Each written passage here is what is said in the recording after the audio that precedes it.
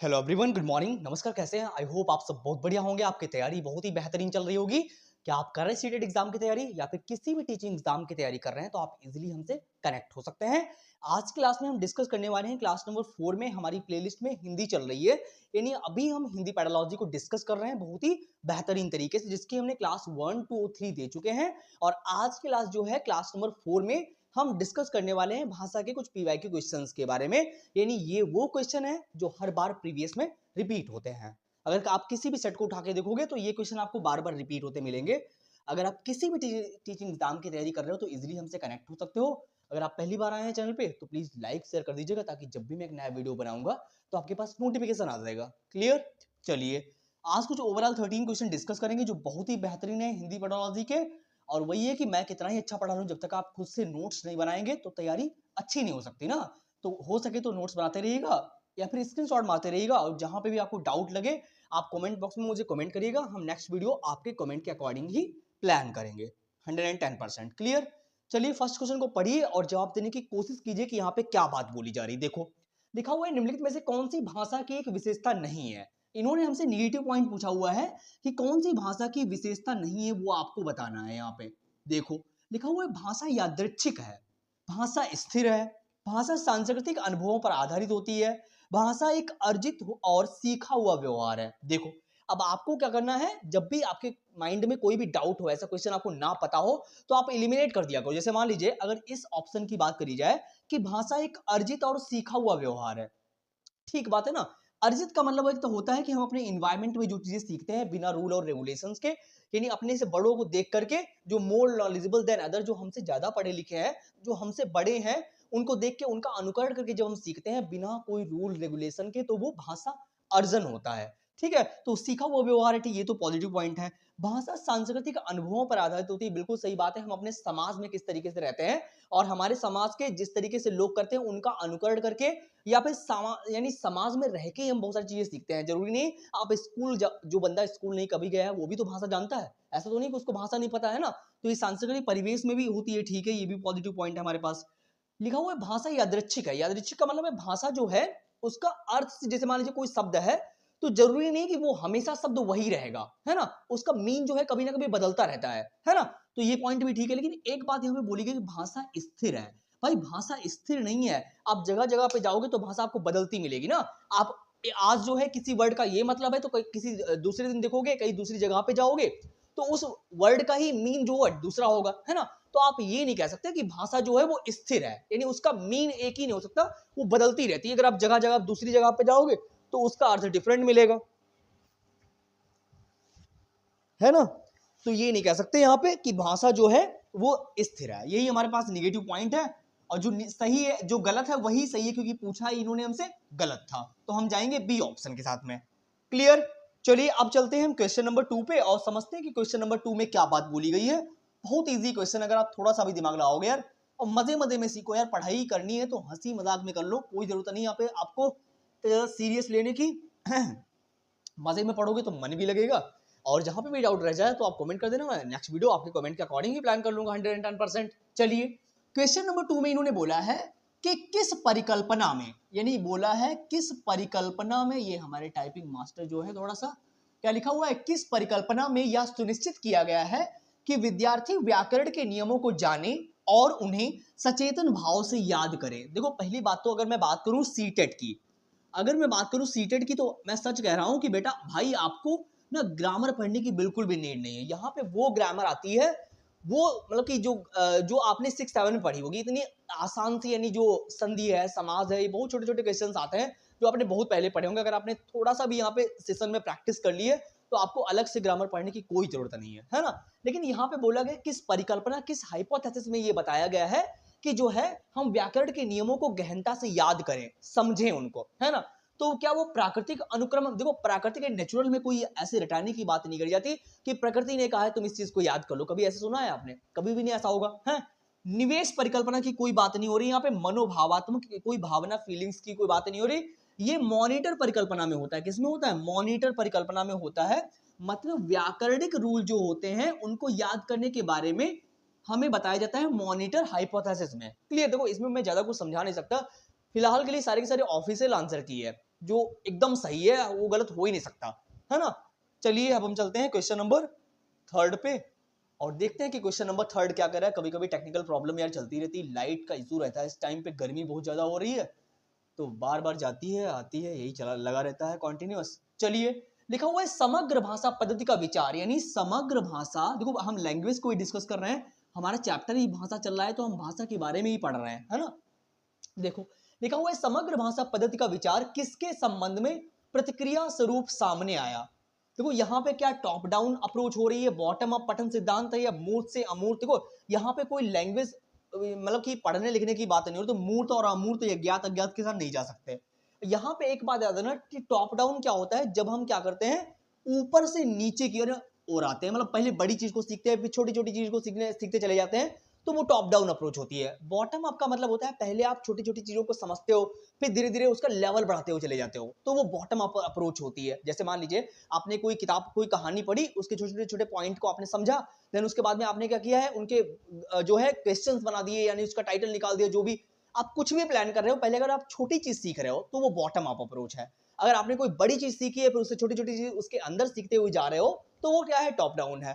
तो यहाँ पे जो समग्र भाषा पद्धति का जो विचार होता है ये बॉटम अप के अंदर आता है। किसके अंदर? बॉटम अप पठन सिद्धांत के अंदर आता है। हम जाएंगे बी ऑप्शन के साथ में। दोनों पॉइंट आपको पता हो गए, इनसे आता ही आता है, चाहे सीडीपी में ले लीजिए या हिंदी पेडोलॉजी में इससे रिलेटेड क्वेश्चन आएगा ही आएगा, है ना।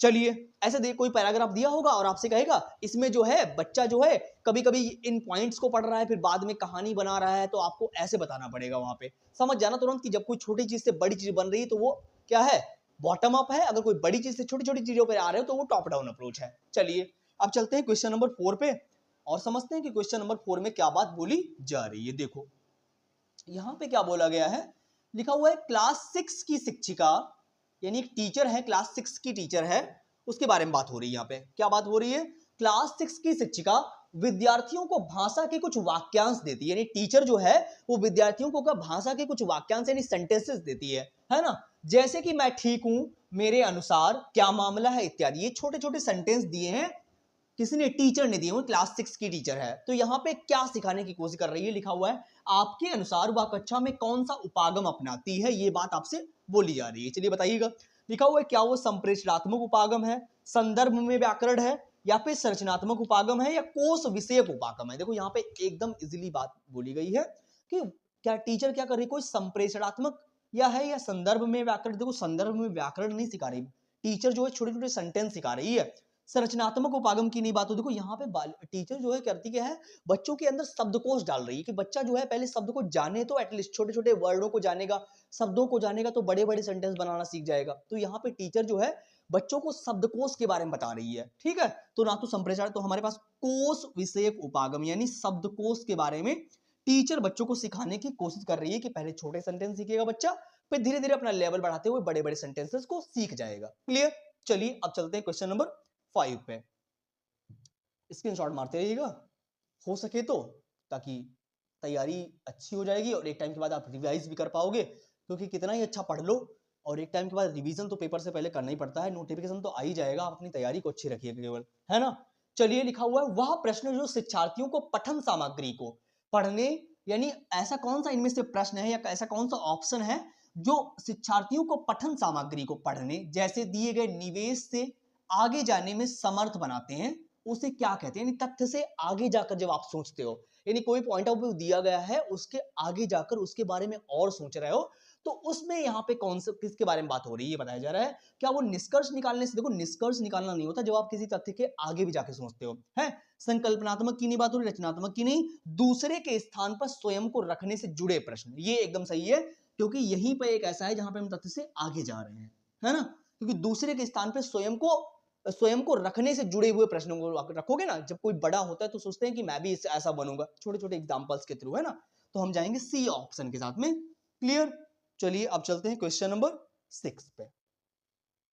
देखो लिखा हुआ है आ और बा कथनों पर विचार कीजिए। हमें दो स्टेटमेंट दिए गए हैं, ए कथन और बी कथन, और हमसे बोला गया है कि हमें दोनों में बताओ कि दोनों सही हैं या दोनों गलत हैं या दोनों एक दूसरे के लिए सही हैं। जैसे मान लीजिए असर्शन और रीजन के क्वेश्चन नहीं होते हैं, उसी तरीके से दिया गया क्वेश्चन सेम है। बहुत ही बेहतरीन जवाब दीजिए, पढ़ के आंसर करिए कमेंट में कि इसका आंसर क्या होगा। चलिए फर्स्ट स्टेटमेंट को पढ़िए, देखो क्या लिखा हुआ है। लिखा हुआ है कि अकादमिक भाषा विशेषताओं की विशेषता है जो अकादमिक विषयों के लिए विशिष्ट है। अकादमिक भाषा विशेषताओं की विशेषता है, ठीक बात है भाई। देखो लैंग्वेज का अपना ही बड़ा रोल है, क्योंकि आपको पता है कि भाषा जो होती है वो क्या होती है, कम्युनिकेशन का एक माध्यम होती है, यानी कम्युनिकेट का एक माध्यम होती है। अगर ये ना होती तो हम अपनी बात को आप तक का पहुंचा पाते, आपकी बातों को हम समझ पाते, नहीं होता ना तो इमेजिन भी नहीं कर सकते कि भाषा के बिना कैसे पॉसिबिलिटी होती, कुछ भी पॉसिबल था ही नहीं, है ना। तो भाषा तो अपने आप में भाषा की तो विशेषता है अपने आप में जो अकादमिक विषयों के लिए विशिष्ट है। ठीक है भाई, हमें मालूम है अकेडमिक में किसी भी ऑर्गेनाइजेशन में काम करने के लिए भाषा तो जरूरत भाई जरूरी है, बोलोगे कैसे वहां पे, है ना। तो एकदम ट्रू पॉइंट है, एकदम सही बात है। यहाँ पे बा में क्या लिखा हुआ है, अकादमिक भाषा के क्षेत्र में व्याकरण, शब्दावली और भाषा के सभी विषय क्षेत्रों के विमर्श हैं। ठीक बात है भाई, जब आप एकेडमिक जहाँ किसी भी ऑर्गेनाइजेशन में काम करते हो, किसी भी लैंग्वेज से रिलेटेड कोई भी काम हो रहा है, तो वहां पे व्याकरण भी होगी, शब्दावली शब्दकोश तो होगा ही होगा, भाषा के सभी क्षेत्र वहां पे शामिल होंगे। दोनों बातें सही है, ए और बी, है ना। तो आ और बा दोनों सही है। देखो आपको समझ में आ रहा होगा, ऐसे टीचर बनने की आप तैयारी कर रहे हो, आपके पास इतना कॉमन सेंस है कि आप इतनी इजीली समझ सकते हो कि क्या बात बोली जा रही है, अगर आपने थोड़ी सी प्रैक्टिस कर ली है। देखो यहाँ पे लिखा हुआ है चित्रबोध किसे बढ़ावा देने के लिए प्रभावशाली है। यानी यहाँ पे अगर आपको कोई डायग्राम मैंने दे दिया होता तो आपसे बताया जाता, पूछा जा रहा है कि कौन सा वो कौशल है। आपको पता है भाषा कौशल के बारे में, भाषा कौशल के बारे में आपको इजीली पता है कि भाषा कौशल 4 होते हैं। कौन से 4? सुबोपाली। कौन से होते हैं? सुबोपाली, यानी सुनना, बोलना, पढ़ना और लिखना। ये 4 भाषा कौशल होते हैं जो मनोवैज्ञानिक यानी साइकोलॉजिकल क्रम है कि पहले सुनोगे, फिर बोलोगे, फिर पढ़ोगे, फिर लिखोगे, है ना। ये क्रम है। वैसे सीख तो कई अदों में कई लोग सिखा देते हैं, पढ़ना आता नहीं लेकिन लिखना सिखा देते हैं, कभी कभी ऐसा हो जाता है किसी किसी हाल में। लेकिन ये भाषा कौशल है, आपको पता होना चाहिए चारों भाषा कौशलों के बारे में, है ना। सुबोपाली, सुनना, बोलना, पढ़ना और लिखना। तो यहाँ पे बोला जा रहा है, अगर कोई डायग्राम यहाँ पे बना हुआ है और आपसे बोला जा रहा है क्या वो सुनने का कौशल है, बोलने का कौशल है, पढ़ने का कौशल है या फिर लिखने का कौशल है। जैसे मान लीजिए अगर मैंने यहाँ पे पेंसिल बना दी, अगर मैंने क्या किया है, यहाँ पे पेंसिल बना दी है ना। तो आप बताएंगे, जैसे अगर मैंने पेंसिल बनाई है यहाँ पे, तो फिर क्या हो रहा है, आप बताओगे यहाँ पे पेंसिल में जो है, आप कहोगे लिखने के काम आती है पेंसिल। क्या होता है, आप कहोगे पेंसिल जो है वो लिखने के काम आती है, क्या वो पढ़ने के? देखो आप चित्र के माध्यम से किसी भी चीज को पहले अच्छी तरीके से समझते हो भाई ना। ऐसा नहीं बोल सकते हम सुनेंगे क्यों, हम सुनने पे थोड़ी ना जा रही है, यहाँ पे चित्र की बात हो रही, कोई डायग्राम की बात हो रही है, बोलने की बात नहीं हो रही, लिखने की बात है। अगर कोई भी डायग्राम होगा तो हम उसको इजिली पढ़ लेते हैं ना, पढ़ोगे तभी तो उसके बारे में लिखोगे, है ना। तो हमारे लिए यही ऑप्शन जो एकदम करेक्ट है कि अगर कोई भी डायग्राम दिया गया है और आपसे पूछा गया है कि चित्रबोध किसे बढ़ावा देने के लिए प्रभावशाली है, इफेक्टिव किसके लिए है, तो आप पढ़ने के बजाय होगे, है ना। चलिए अब चलते हैं क्वेश्चन नंबर 8 पे और समझते हैं कि क्वेश्चन नंबर 8 में क्या बात बोली जा रही है। चलिए देखो, लिखा हुआ है किसी एक भाषा की कक्षा के लिए निम्नलिखित में से क्या सबसे अधिक उपयुक्त है। यहाँ पे क्या बात बोली जा रही है, किसी एक भाषा की कक्षा के लिए निम्नलिखित में से क्या सबसे अधिक उपयुक्त है। बताइए जरा ऑप्शन में सबसे ज्यादा उपयुक्त कौन सा ऑप्शन है यहाँ पे किसी क्लास में, लैंग्वेज की क्लास में। चलिए, लक्ष्य भाषा की आकृतियों और अर्थों के बीच संबंध स्थापित करना, भाषा सीखने के लिए ड्रिल द्वारा आकृतियों, व्याकरण के नियमों की व्याख्या करना। केवल व्याकरण के नियमों की व्याख्या करने से कुछ नहीं होने वाला है, पाठ्यक्रम का गहन उपयोग करना। भाई केवल पाठ्य पुस्तक ही पढ़ा रहे, उनको अदर नॉलेज भी दो, बच्चों को थोड़ा और भी सीखे, थोड़ा सिलेबस से हटके, जरूरी नहीं उनको किताबें ही रटाते रहो, है ना। तो हमें केवल किताबों का ही नॉलेज नहीं देना, उनको अदर भी पढ़ाना है, केवल क्लास में अनुवाद ही नहीं कराने। हमारे पास एक ही बचा हुआ है, लक्ष्य भाषा की आकृतियों और अर्थों के बीच संबंध स्थापित करना। एक ही पॉइंट है जो एकदम पॉजिटिव पॉइंट है हमारे पास, क्योंकि ये तीनों तो अपने आप में गलत हैं। आप इजीली एलिमिनेट कर सकते हो क्वेश्चन को और आंसर को निकाल सकते हो बढ़िया से। चलिए चलते हैं क्वेश्चन नंबर 9 पे, देखते हैं क्वेश्चन नंबर 9 क्या कह रहा है। बहुत इजी क्वेश्चन है, बढ़िया सा क्वेश्चन है। लिखा हुआ प्रभावशाली संप्रेषण, यानी इफेक्टिव, क्या संप्रेषण का मतलब जो आप कम्युनिकेट कर रहे हो, कम्युनिकेशन, यानी इफेक्टिव कम्युनिकेशन के लिए बोलना चलना बोला जा रहा है, भाषा जो होती है वो संप्रेषण का एक माध्यम होती है। प्रभावशाली संप्रेषण के लिए यानी अच्छे से आप बोल चाल कर सको के लिए प्रेषक को किस बात पर ध्यान नहीं देना चाहिए। हमसे यहाँ पे इन्होंने निगेटिव पॉइंट पूछा हुआ है कि किस बात पे आपको ध्यान नहीं देना है अगर आपको अच्छी बोलचाल भाषा रखनी है, प्रभावशाली संप्रेषण, एक दूसरे से बातचीत अच्छे से करनी है। तो कौन सा पॉइंट जो है निगेटिव पॉइंट है। देखो सुनने वाले का ज्ञान, भाई जब आप कोई चीज बोलोगे सामने वाले को तो वो सुन भी रहा हो, सबसे अच्छा होता है लिसनर। जब वो सुनेगा ही नहीं तो आप बोलोगे कहां से, तो ये तो गलत बात हो। मतलब ये तो सही बात है, सुनने का ज्ञान तो अच्छा होना चाहिए। जब आप बोलोगे तो सुनेगा भी तो है। सुनने वाले की रुचि, ठीक है, जब आप बोलोगे तो सुनने में इंटरेस्ट तो ले कम से कम है। सुनने वाले की संस्कृति और सामाजिक रीतियां, ठीक बात है, जब उसकी संस्कृति उसके समाज से रिलेटेड आप बात करोगे तो वो सुनेगा है। एक ही बात है कि सुनने वाले की सामाजिक आर्थिक स्थिति, आप जरूरी नहीं है कि आप उसी व्यक्ति से बोलो जिसके जेब में पैसा हो। ऐसा तो नहीं है ना कि किसी भी इंसान की आर्थिक स्थिति ठीक है तभी आप उससे बात करोगे, अन्यथा उससे बात नहीं करोगे। तो एकदम निगेटिव पॉइंट है यार, इजीली समझ सकते हो जो गलत है वही सही है, क्योंकि पूछा ही हमसे गलत गया है ना। चलिए हम जाएंगे फर्स्ट ऑप्शन के साथ में। अब चलते हैं क्वेश्चन नंबर 10 पे और देखते हैं कि क्वेश्चन नंबर 10 क्या कह रहा है। एकदम इजी तरीके से पढ़ेंगे बढ़िया से। लिखा हुआ है एक भाषा से दूसरी भाषा में जाना के बारे में क्या सही नहीं है। देखो यहाँ पे एकदम बढ़िया बात बोली गई है कि मान लीजिए अगर आप कोई एक भाषा पढ़ रहे थे या बोल रहे थे और तुरंत ही आप दूसरी लैंग्वेज को पकड़ लिया आपने, तो आप यहाँ पे कौन सा उपागम होगा, किसके बारे में बात हो रही है यहाँ पे कौन। लेकिन निगेटिव पॉइंट हमसे पूछा गया है, हमसे क्या पूछा गया है, निगेटिव पॉइंट पूछा गया है। देखो भाषाओं के बीच अनुवाद, ऑप्शन नंबर 1 एकदम सही है, क्योंकि भाई एक लैंग्वेज से दूसरी लैंग्वेज पे जा रहे हो है। अगर आपने कोई छोटा सा सेंटेंस बोला देन उसी का आपने हिंदी में ट्रांसलेट कर दिया, तो आप एक भाषा से दूसरी भाषा में जा रहे हो कि नहीं जा रहे हो, है ना, हो रहा है, तो ये तो पॉजिटिव पॉइंट है। एक ही बोली जाने वाली ये लिखित अभिव्यक्ति में विभिन्न भाषाओं के शब्दों का मिश्रण या बहुभाषावाद को समुन्नत करता है, या विद्यार्थियों को एक भाषा के प्रयोग, देखो या बहुभाषावाद को समुन्नत करता है, ठीक बात है, क्योंकि हमारा देश जो है वो मल्टीलैंग्वेजम देश है, यानी बहुभाषी देश है, जहां पे 22 भाषाओं को बोला गया है। किसी एक लैंग्वेज को इन्होंने प्रायोरिटी नहीं दी है, इसलिए हिंदी जो है हमारी राजभाषा है और अंग्रेजी जो है वो सह राजभाषा है। क्लियर, तो ये तो पॉजिटिव पॉइंट हो गया। एक ही बोली जाने वाली है लिखित अभिव्यक्ति में विभिन्न भाषाओं के शब्दों का मिश्रण, ठीक बात है। यहाँ पे हम कभी कभी बाइलिंगुअल भी बोलते हैं कि एक लैंग्वेज में कई लैंग्वेज को यूज कर देते हैं, हिंदी बोलते साथ साथ में इंग्लिश के वर्ड भी बोल देते हैं, तो ये भी पॉजिटिव पॉइंट है। अब यहाँ पे बोला है इस ऑप्शन में कि यह विद्यार्थियों को एक भाषा के प्रयोग तक सीमित रखता है। अब आप मुझे बताओ, जब यहाँ पे क्वेश्चन में क्या बोला गया था कि एक लैंग्वेज से दूसरी लैंग्वेज में जा रहा है बंदा, है ना, मतलब कोई एक लैंग्वेज बोल रहा था देन उसने दूसरी लैंग्वेज में स्विच कर लिया, दूसरी लैंग्वेज को बोलने लगा तुरंत के तुरंत, तो वहां पे एक भाषा से सीमित कैसे होगा, वहां पे तो कई भाषाओं का यूज हो रहा है ना। तो आप ये नहीं कह सकते कि केवल जो है यहाँ पे एक भाषा तक ही सीमित है, ये तो गलत है ना, क्योंकि हम कई लैंग्वेज का यूज कर रहे हैं वहां पे। चलिए क्वेश्चन नंबर 10 भी क्लियर हो गया और स्क्रीनशॉट। फिर चलते हैं क्वेश्चन नंबर 11 पे, देखते हैं कि क्वेश्चन नंबर 11 क्या कह रहा है। बहुत बेहतरीन क्वेश्चन है, आई होप आप बता जरूर पाओगे इसका आंसर क्या है। चलिए पढ़िए, देखो क्या लिखा हुआ है। लिखा हुआ है छठी कक्षा के कुछ विद्यार्थी सीखने की अक्षमता से पीड़ित है, यानी बच्चे के अंदर कोई डिसलेक्सिया है, डिस्प्रैक्सिया है, डिसकैलकुलिया यानी कैलकुलेशन से रिलेटेड है, कोई उसके अंदर विकार है, या पढ़ने से रिलेटेड कोई विकार है, यानी कोई भी उसके अंदर अक्षमता हो सकती है, जिसके बारे में बताया जा रहा है कि छठी क्लास का एक विद्यार्थी स्टूडेंट है जिसके अंदर लर्निंग डिसेबिलिटी यानी कोई अक्षमता है। उस कक्षा के शिक्षक होने के नाते आप कक्षा को कैसे समावेशी बनाएंगे। देखो समावेशी का मतलब होता है इंक्लूसिव एजुकेशन, जहां पे हम सभी प्रकार के बच्चों को एक साथ कोलैबोरेट करके पढ़ाते हैं, डिस्कस कराते हैं, समझ रहे हैं आप, मतलब जहां पे कई प्रकार का बच्चा बैठा हुआ है, अपंग बच्चा बैठा हुआ है, किसी के अंदर कोई विकार है और अच्छे बच्चे भी बैठे हुए हैं, उनको साथ में आप पढ़ा रहे हो, है ना, उनको सेपरेट नहीं करना है, आप उनको साथ में लर्निंग करा रहे हो, सहयोगात्मक अधिगम करा रहे हो वहां पे, है ना। तो उसमें बताया जा रहा है कि कैसे ऐसी क्लास आप कैसे बनाओगे कि साथ में सबको बैठाना है। चलिए ऑप्शन नंबर 1 में बोला गया है कि उनका एक विशेष समूह बनाकर। देखो ये एकदम निगेटिव बात है, आपको ग्रुपिज्म नहीं करना, आपको अलग अलग सेपरेट नहीं करना है, सभी को एक साथ लेके चलना है ना, तो ये तो निगेटिव पॉइंट हो गया। अब बी में क्या लिखा हुआ है, विषय वस्तु को सामग्री की सहायता से प्रस्तुत करें, ठीक बात है, अपने टीचिंग लर्निंग मटेरियल को आपको क्या करना है, अच्छे तरीके से पेश करना है, क्योंकि अभी क्या हो रहा है किसी भी कॉलेज में जब आप जाओगे तो टीचर जो होता है क्लासरूम में जाने से पहले जो है लेसन प्लान बनाता है ना, तो वही बात है कि आप अपनी सामग्री को अच्छे से, अपने जो कॉन्सेप्ट है उनको अच्छे तरीके से एक्सप्लेन करो ताकि हर बच्चे को समझ में आ जाए। किसी के अंदर डिसेबिलिटी है तो उस अकॉर्डिंग आप कोई मटेरियल ले लो समझाने के लिए, है ना, तो ये पॉइंट तो एकदम बढ़िया है।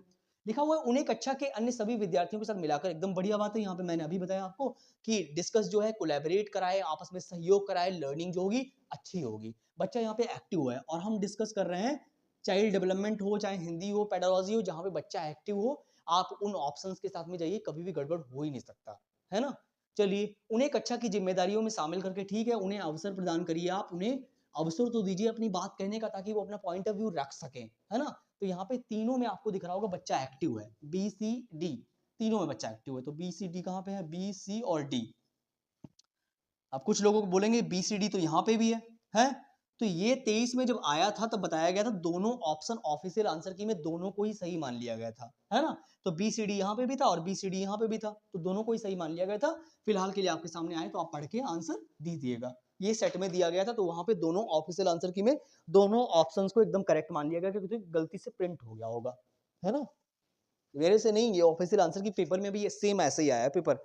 पेपर में भी सेम ये क्वेश्चन ऐसे ही लिखा था। चलिए चलते हैं नेक्स्ट क्वेश्चन पे और समझते हैं कि क्वेश्चन नंबर 12 क्या कह रहा है। सेकंड लास्ट क्वेश्चन है, ओवरऑल 13 क्वेश्चन ये डिस्कस करेंगे यहाँ पे। चलिए, एक कक्षा में एक विद्यार्थी अपने साथियों से हिंदी में बात कर रहा है।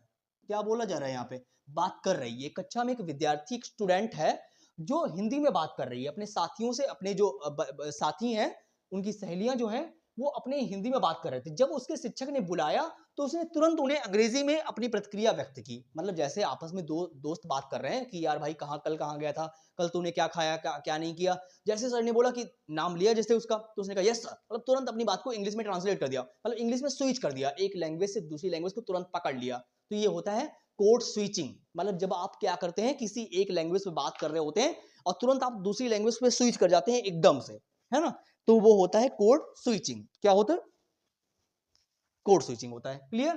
तो हमारा ऑप्शन हो जाएगा ऑप्शन नंबर ए में हम जाएंगे ना। तो यहाँ पे मिक्सिंग की बात, मिक्सिंग में होता है जब आप बाइलिंगुअल बोलते हो, अर्थ निकालने की बात नहीं हो रही, अर्थ विस्तार की नहीं बात हो रही यहाँ पे। तो आई होप आपको क्वेश्चन नंबर 12 समझ में आ ही गया होगा। अब हम चलते हैं क्वेश्चन नंबर 13 पे और देखते हैं कि क्वेश्चन नंबर 13 क्या कह रहा है। लिखा हुआ है बहुत ईजी तरीके से, निम्नलिखित में से कौन सा परीक्षण स्वाभाविक रूप से भाषा कौशलों को मापता है। भाषा कौशलों के बारे में मैंने अभी आपको बताया था कि भाषा कौशल कौन कौन से होते हैं। सुबोपाली, सुनना, बोलना, पढ़ना और लिखना जो होते हैं भाषा कौशल होते हैं। और निम्नलिखित में से कौन सा परीक्षण स्वाभाविक रूप से भाषा कौशलों को मापता है और जिसमें संपूर्ण तार्किक स्पष्टीकरण की आवश्यकता होती है। क्या वो पठन अवबोधन है? देखो, तार्किक स्पष्टीकरण की आवश्यकता हो रही है। एक ये टैग वर्ड्स हैं, यहाँ पे पठन की बात नहीं हो रही, वस्तुनिष्ठ कोई बहुविकल्पी प्रश्नों की बात नहीं हो रही, है ना? तो ये तो दोनों अपने आप ही गलत हो गए। लेकिन हमें बोला गया था कि भाषा कौशलों को मापता है। मापेगा कौन? और जिसमें पूर्ण तार्किक स्पष्टीकरण हो, वो होता है व्यक्तिनिष्ठ। क्या होता है? व्यक्तिनिष्ठ होता है। हम जाएंगे बी ऑप्शन के साथ में। क्लियर? चलिए, आई होप आपको सारे क्वेश्चंस अच्छे लगे होंगे। ओवरऑल यानी आउट ऑफ 12 आपने जितने सही किए, आउट ऑफ 13 आपने जितने सही किए, वो आप कमेंट बॉक्स में मुझे बता दीजिएगा। कहीं पर भी आपका डाउट रह गया हो, किसी क्वेश्चन में आपको कुछ समझ में ना आया हो, वो मुझे कमेंट बॉक्स में बताइएगा। 110% हम आपके कमेंट का जवाब देंगे। क्लियर? तो आउट ऑफ 12 या 13 कितने सही किए वो बता दीजिए। सेशन अच्छा लगा हो तो प्लीज यार लाइक शेयर कर देना, ताकि जब भी मैं एक नया वीडियो बनाऊंगा तो आपके पास नोटिफिकेशन आ जाएगा। अगर आप किसी भी टीचिंग एग्जाम की तैयारी कर रहे हो, लाइक अगर आप किसी प्राइवेट स्कूल में पढ़ा तक रहे हो, तब भी आप हमसे इजीली कनेक्ट हो सकते हो और हम आपके सारे डाउट्स को क्लियर करने की कोशिश करेंगे जितना मेरे से हो सकेगा, because I am a learner. मैं सीखता हूँ और सिखाता हूँ, है ना? चलिए, मिलते हैं फिर एक नई वीडियो में, नई आशा और उम्मीद के साथ में। Thank you so much for coming. Thank you so much.